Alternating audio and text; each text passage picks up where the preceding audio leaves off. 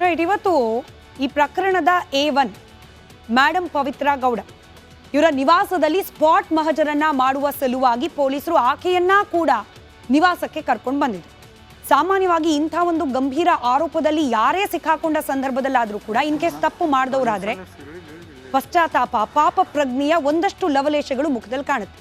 In case ತಪ್ಪಿ ಮಾಡದೇ ಹೋದ್ರೂ ಕೂಡ ಇಂಥದ್ದೊಂದು ಆರೋಪ ನನ್ನ ತಲೆ ಮೇಲೆ ಬಂತಲ್ಲ ಅನ್ನೋ ಒಂದು ದುಗುಡ, ಆ ಒಂದು ಆತಂಕ ಅದಾದರೂ ಮುಖದಲ್ಲಿ ಕಾಣೋಕೆ ಸಿಗತ್ತೆ.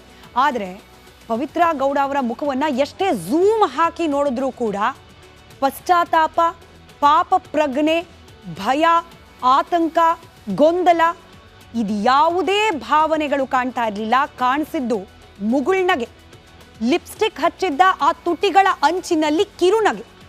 ಇವತ್ತಿನ ಸ್ಪಾಟ್ ಮಹಜರು, ಪವಿತ್ರ ಗೌಡ ಅವರ ಫೇಶಿಯಲ್ ಎಕ್ಸ್ಪ್ರೆಷನ್ಗಳು, ಇದರ ಒಂದು ಡೀಟೇಲ್ ರಿಪೋರ್ಟ್ ನಿಮ್ಮ ಮುಂದೆ. ಮಾಡಿದ್ದು ಮನೆ ಹಾಳು ಕೆಲಸ, ಮುಖದಲ್ಲೇ ಮಂದಹಾಸ.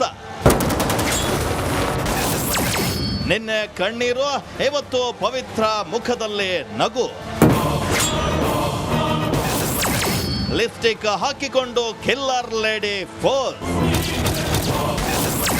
ಹೇ ಪವಿತ್ರ, ನಿನ್ನ ಮನಸ್ಸು ಅದೆಷ್ಟು ಅಪವಿತ್ರ. ಮರ್ಡರ್ ಮಾಡಿ ಅಂದರಾದ್ರೂ ಹೇ ಕಿಲ್ಲರ್ ಲೇಡಿ ಹೇಗೆ ಮುಗುಳು ನಗ್ತಿದ್ದಾಳೆ ನೋಡಿ.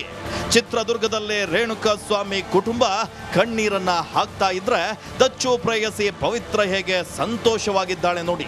ಈಕೆದ್ದು ಒಂದು ಬದುಕ, ಇವಳದ್ದು ಒಂದು ಜನ್ಮನ.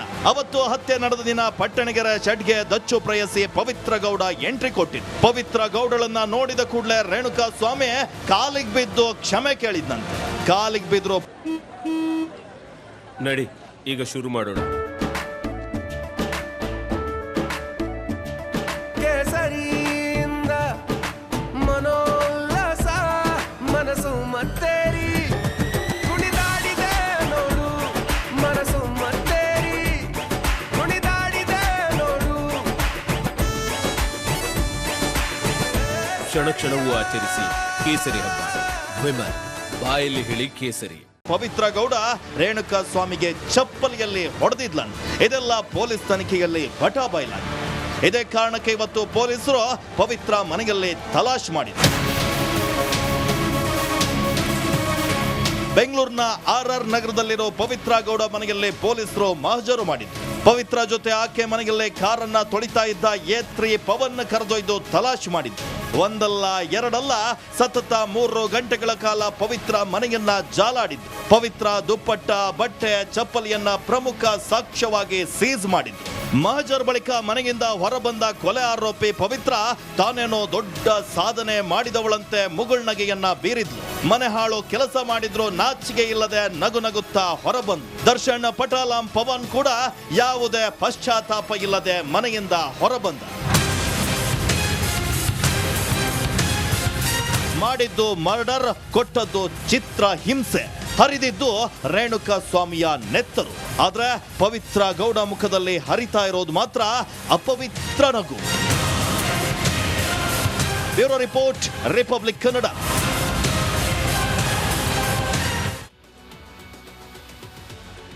ಈ ಡೀಟೇಲ್ ರಿಪೋರ್ಟ್ನ ಗಮನಿಸಿದವ್ರಿಗೆ ಸ್ವಲ್ಪ ಹೆಚ್ಚಿಗೆ ಆಯ್ತಾ ಅಂತ ಅನ್ನಿಸ್ಬೋದು. ಅಂದರೆ ಇನ್ನೂ ಆರೋಪ ಇದೆ, ಅಪರಾಧಿ ಅಂತ ಹೇಳಿ ಸಾಬೀತಾಗಿಲ್ಲ, ಆಗಲೇ ಪವಿತ್ರ ಅಪವಿತ್ರ ಅಂತೆಲ್ಲ ಹೇಳ್ತಿದ್ದೀವಿ ಅಂತ ಹೇಳಿ. ಆದರೆ ಹೀಗೇನಾದರೂ ನಿಮ್ಮ ಮನಸ್ಸಲ್ಲಿ ಅನಿಸಿದ್ರೆ ಒಮ್ಮೆ ಆ ರೇಣುಕಾ ಸ್ವಾಮಿಯ ಕುಟುಂಬ, ಅಲ್ಲಿರುವ ಒಬ್ಬ ಹೆಣ್ಣು ಮಗಳು, ರೇಣುಕಾ ಸ್ವಾಮಿಯ ಪತ್ನಿ, 5 ತಿಂಗಳ ಗರ್ಭಿಣಿ, ನಿರಂತರವಾಗಿ ಆಕೆ ಹರಿಸ್ತಿರುವ ಕಣ್ಣೀರು, ಆಕೆಯ ಮನಸ್ಸಿಗಾಗಿರುವ ಘಾಸಿ, ಇದೆಲ್ಲವನ್ನ ನೆನಪು ಮಾಡ್ಕೊಳ್ಳಿ. ಆಗ ಬಹುಶಃ ಪವಿತ್ರ ಗೌಡ ಬಗ್ಗೆ ನಾವು ಬರೆದಿರುವ ಈ ವರದಿ ಹೆಚ್ಚಿಗೆ ಅನಿಸೋದಿಲ್ವೇನೋ ನಿಮಗೆ ಅಂತ ಹೇಳಿ.